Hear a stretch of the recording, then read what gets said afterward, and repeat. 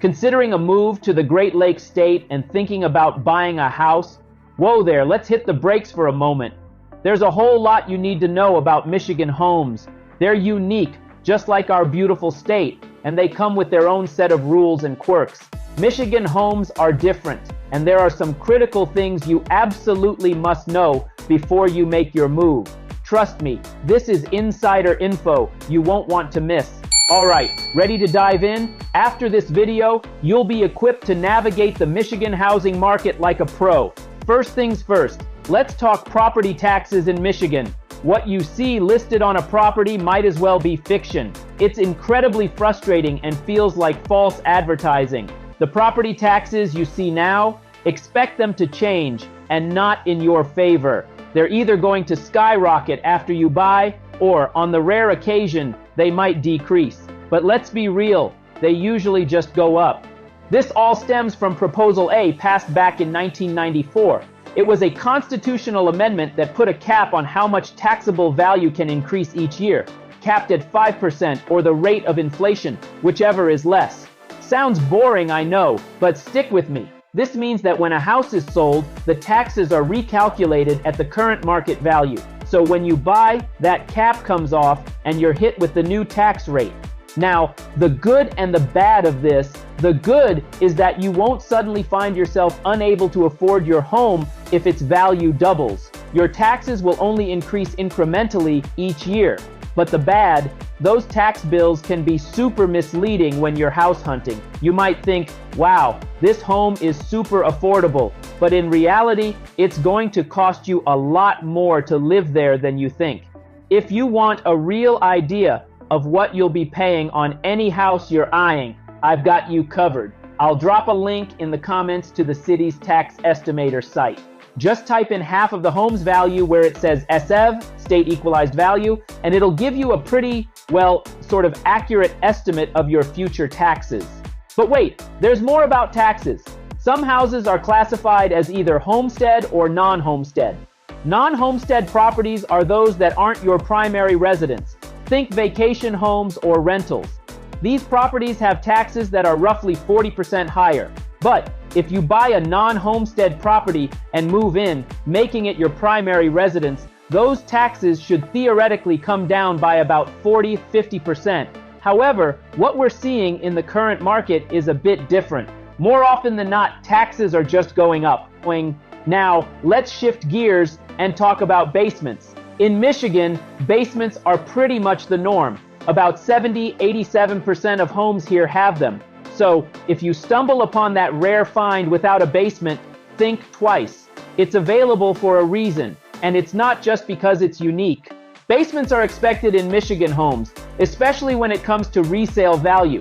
And if you're moving here from a state like Texas, Florida, or California, or any of the other 20 states where basements are as rare as a sunny day in November, you might be thinking, I've lived without a basement before, I can do it again. But here's the thing. In Michigan, when people are house hunting, they're looking for homes with basements. It's just what's done here. But let's talk about a specific type of basement you might encounter. The Michigan basement. This is not your typical basement. It's usually just a few feet high, made of stone and dirt, and it's primarily there for your mechanicals. Think furnace, water heater, that sort of thing. So when you see a listing that mentions a Michigan basement, know that it's not the same as a regular basement. It's a whole different ball game. Moving on to flooring, this is a big one.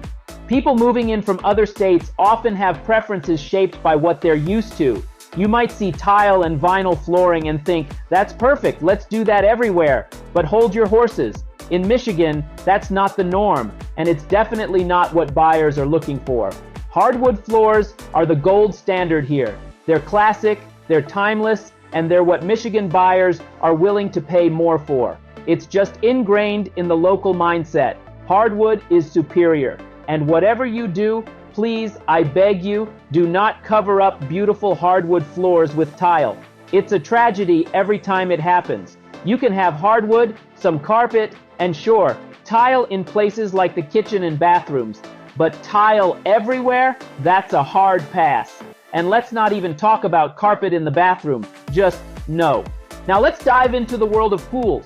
Finding a home with a pool in Michigan and wondering why it's still on the market? There's your answer. In Michigan, pools don't add value to your home. In fact, they can actually detract from it. Of all 50 states, Michigan is near the bottom in terms of the number of pools. Only a handful of states, like Minnesota, have fewer pools than we do. Our weather is a roller coaster, ranging from a chilly 17 degrees to a balmy 82, and we only get about 3 to 4 months of real pool weather, even if it's heated. Personally, I only dip my toes in the pool when it's scorching hot outside, like 90 degrees and up. And let me tell you, I'm not alone in that. So, my advice? Skip the pool. Go for a lake house instead. It's a much better investment in Michigan. And let's be honest, lake life is just better. But wait, there's more. Let's talk about siding. In Michigan, you'll see a variety of siding options on homes: vinyl, wood, brick, even cement board. But here's a little rhyme to remember. Bricks are better for Michigan weather. It's true, brick homes have excellent thermal mass, meaning they're great at keeping the heat in during our frigid winters and keeping the cool in during our sometimes sweltering summers. Our weather is unpredictable, to say the least, so having a brick home is a huge plus. But keep in mind, more brick means more money. Brick construction is more expensive, but it's an investment that pays off in the long run, both in terms of energy efficiency and resale value. And now, let's talk schools. It's a simple fact. Better schools equal more money when it comes to resale value. The only time this rule doesn't apply is if you're living on a lake. Lakefront properties are in a league of their own. People are willing to overlook a lot if it means they get to live that coveted lake life. Schools.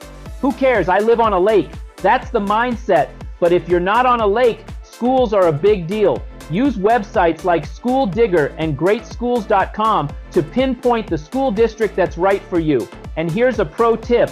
The city you're buying in might not match the school district. You could be looking at a house in Novi, thinking you're getting Novi schools, but surprise, it's actually in the Wall Lake or South Lyon School District. So make sure your real estate agent is on top of this.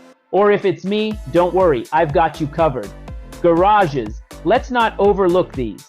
You might be tempted to buy a house without a garage, especially if you're coming from an apartment or a big city where garages are as rare as a quiet day in Times Square. But in Michigan, you need a garage. It's not just for your car, it's for all your stuff, and it's crucial for resale value. I've heard so many people say, "Oh, I'll just build a garage later." But let me tell you, from years of experience, that rarely happens. Building a garage is a big investment. You're looking at anywhere from $7,000 to $25,000, depending on the size and features you want. But unlike a pool, adding a garage to your home actually adds value. So, my advice, buy a home with a garage, or if you're feeling ambitious, build one. It's worth it. Whew, that was a lot. Did I cover everything? If there's anything else you're curious about, let me know in the comments. And if you're still hunting for the perfect area or city in Michigan, check out my other videos and playlists for more insider tips and tricks. I'll see you there, and happy house hunting in Michigan.